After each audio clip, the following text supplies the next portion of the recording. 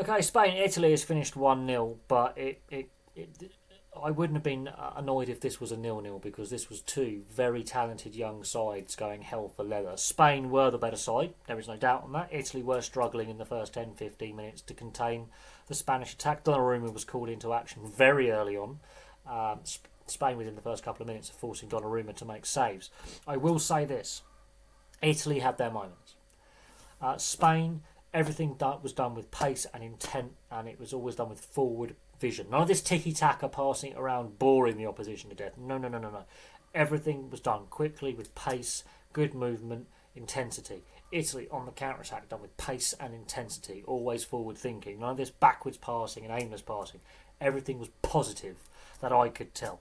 The fact that Califiore scores the own goal, it's unfortunate. Donnarumma has to go and try and get something on that cross.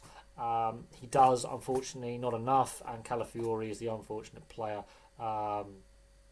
It pings off his knee, and it goes in the back of the net. And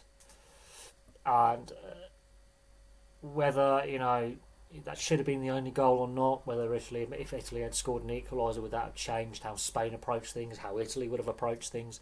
I mean, I wouldn't have been disappointed with a 0-0. Would not have been disappointed with a 0-0 with how this game played out, because both sides showed a lot more intent than England have in the past three games. Southgate take note. Everything done was done with pace, intensity. Oh, and players playing in the right frigging position might help.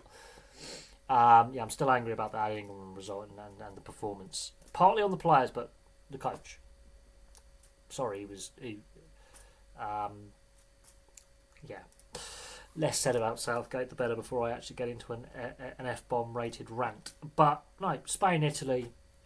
It's unfortunate Calafiore scores the own goal. I think he has got a bright, very long international future ahead of him. He reminds me of a young Nesta, a young Maldini, a little bit. You could see he was, it knocks his confidence a little bit, but then he's back into it. And he had a chance late on in the game to try and hook it towards goal. It went wide, but he was still, part of the team going forward, set plays, and Italy pushed Spain. Did push Spain, and the weakness I see with this Italian side, they start slowly. They look a bit vulnerable in the first 5-10 minutes, similar to the Albania game and this game against Spain.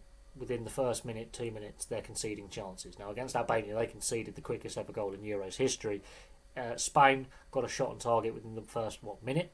So Italy, that's one thing they do need to fix, is how they approach the first 5 to 10 minutes, because they look vulnerable in that early phase. Spain, they do look a bit vulnerable on the counter-attack, and while they've won 2 games, they weren't overly convincing at periods in this game. They did show a few weaknesses in this game defensively.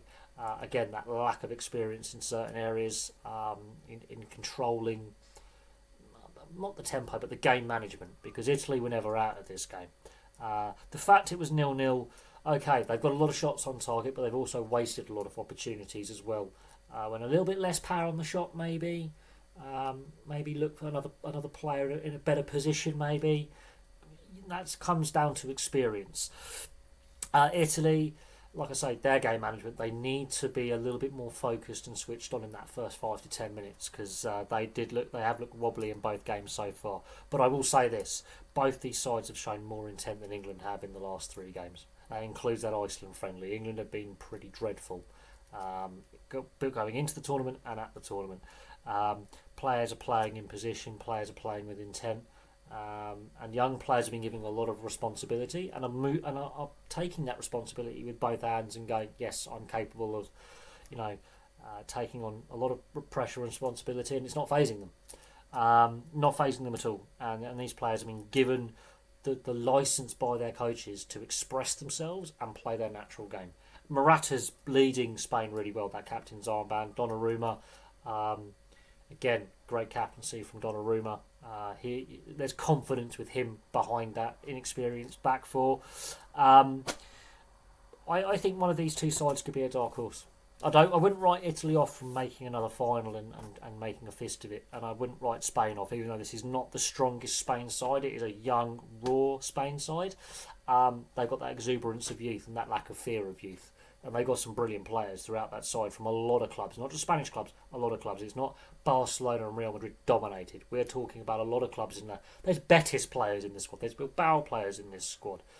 You know, you've got Sevilla players in this squad. So the coaching setup right now with Spain is being a bit more clued on than just Real Madrid and Barcelona, because that can cause a lot of problems. That they've really looked at the whole of La Liga and the rest of Europe and gone, we need the best young Spanish players to take this team forward to the next generation. Italy, again, very, very open-minded in their squad selection. A lot of young, talented players who are hungry. And they want to play a different way than traditional Italian 1-0 grind out the win. Let's entertain a little bit. Let's actually use the strengths that our players are showing. I mean, Atalanta winning in Europe. You know, yeah, there's some Atalanta players in this squad. So you can definitely see a change in philosophy with these two nations, and it is refreshing. But there we go. What are your thoughts on the Spain-Italy game? Place them in the comments section below. And do you think one of these two could actually go on and get to the final, potentially win it? Potentially. That would be interesting. Italy, obviously a defending champion. Spain have won back-to-back over a decade or so ago, playing a different style, but there's nothing to say either of these sides won't go on and win it. They're young, they're exuberant, they're fun, and high energy, high octane. So there we go. Thank you very much for watching. Place your thoughts in the comments section below, and I'll have some more content for you guys very, very soon.